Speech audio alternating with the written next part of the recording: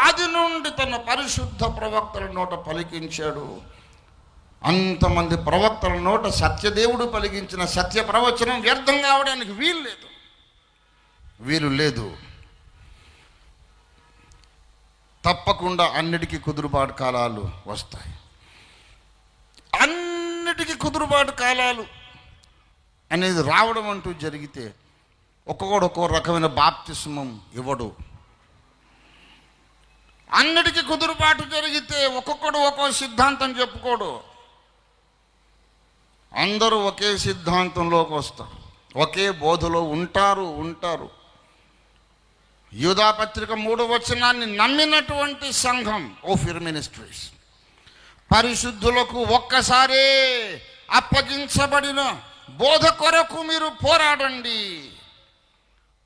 అని దేవుడు చెప్పినటువంటి ఆదేశము సందేశమును తలదాల్చినటువంటి సంఘం ఓఫీర్ మినిస్ట్రీస్. మనం కలిసి కూడుకున్నాం, సమాజంగా కూడుకున్నాం. ఎక్కువసేపు వాక్యం ధ్యానించలేదు, అయినా సరే పర్వాలేదు. మనం కూడుకోవడం ద్వారా సమాజిస్తోంది. క్రైస్తవ జీవితం అంటే పాపక్షమాపణ పొంది ఉండడం మాత్రమే కాదు, ఆదివారం ఆరాధనకు వెళ్ళడం మాత్రమే కాదు, ప్రభురాత్రి భోజనంలో పాలు పొందడం ఒక్కటి మాత్రమే కాదు. క్రైస్తవ జీవితం అనగా మధ్యలో పుట్టుకొచ్చిన మానవ కల్పిత బోధలన్నిటినీ పెకలించి వేసి మొదటి శతాబ్దములో పరిశుద్ధులకు దేవుడు ఒక్కసారి అప్పగించిన ఆ బోధను మళ్ళీ నిలబెట్టడానికి పోరాడడమే అసలు సిసలైన క్రైస్తవ జీవితం అని నమ్మినది ఓఫీర్ మినిస్ట్రీస్. దేవుని స్తోత్రం కలుగును గాక. The people are watching, there so many people are believing in this ideology. మనం ఒక ఆలోచన విధానానికి ప్రతీకలు కానీ యేసు రావడానికి వీలు లేదని నమ్మే సంఘంలో ఇది అని జనం చెప్పుకుంటారు. వెటకారంగా అయితే కానీగాక పర్వాలేదు. వాడు మనల్ని కాదు బైబిల్ని వెటకారం చేస్తున్నాడు భ్రష్టుడు. కానీ అడ్రస్ అయితే సరిగ్గానే కనిపెట్టేశాడు. ఓఫీర్ మినిస్ట్రీస్ అంటే ఎఫెసీ 4:13, యూదాపత్రిక 3వ వచనం, అపొస్తలుల కార్యాలు 3:21, నమ్మిన సంఘం ఓఫీర్ మినిస్ట్రీస్. దేవునికి స్తోత్రం కలుగును గాక. ఇదే కాదు, బైబిల్లో ఉన్న ప్రతి అక్షరమును నమ్మిన సంఘం ఓఫీర్ మినిస్ట్రీస్. దేవుని స్తోత్రం కలుగును గాక. హల్లెలూయా, హల్లెలూయా. ఆది కాండములోని మొదటి అధ్యాయం మొదటి అక్షరం, హల్లెలూయా, హల్లెలూయా. ఆది కాండములోని మొదటి అధ్యాయం మొదటి అక్షరం మొదలుకొని చివరి గ్రంథమైన ప్రకటన గ్రంథం చివరి అధ్యాయం చివరి అక్షరం దాకా ప్రతి అక్షరము నా కొరకు దేవుడు పంపించిన సందేశం అని నమ్మినటువంటి సంఘం Ophir ministries. We believe every word in the Bible. ప్రభునందు ప్రియులారా, చర్చెస్ 100% అపొస్తలుడైన పౌలు చెప్పిన బోధ ఈనాడు భూమి మీద ఎక్కడున్నదంటే దానికి చిరునామా ఓఫీర్ మినిస్ట్రీస్. దేవుని స్తోత్రం కలుగును గాక. ఒక్కొక్క సంఘం ఒక్కొక్క బోధకు చిరునామా, కానీ ఓఫీర్ మినిస్ట్రీస్ మాత్రం పౌలు బోధకు చిరునామా. దేవునికి స్తోత్రం కలుగును గాక. పౌలు బోధ ఎక్కడుందంటే మా దగ్గర ఉంది.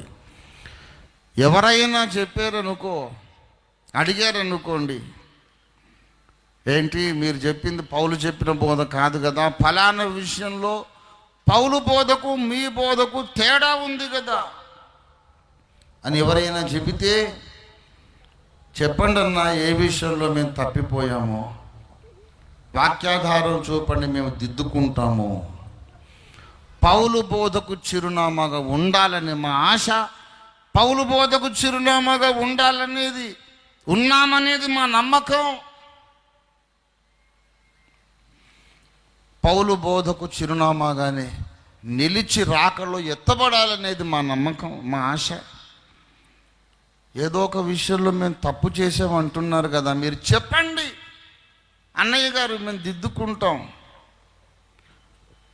అనే సౌజన్యము కలిగిన సంఘం ఓఫీర్ మినిస్ట్రీస్. అగాపే సంపూర్ణ సువార్త సంఘం.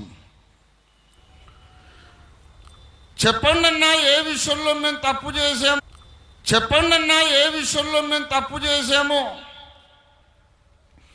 అని 37 సంవత్సరాల బట్టి అడుగుతున్నా సరే రావడానికి ఎవడు తెగించలేనంతగా పౌలు బోధకు అతి దగ్గరగా ఉన్నది అగాపే సంపూర్ణ సువార్త సంఘము ఓఫిర్ మినిస్ట్రీస్. దేవుని స్తోత్రం కలుగును గాక.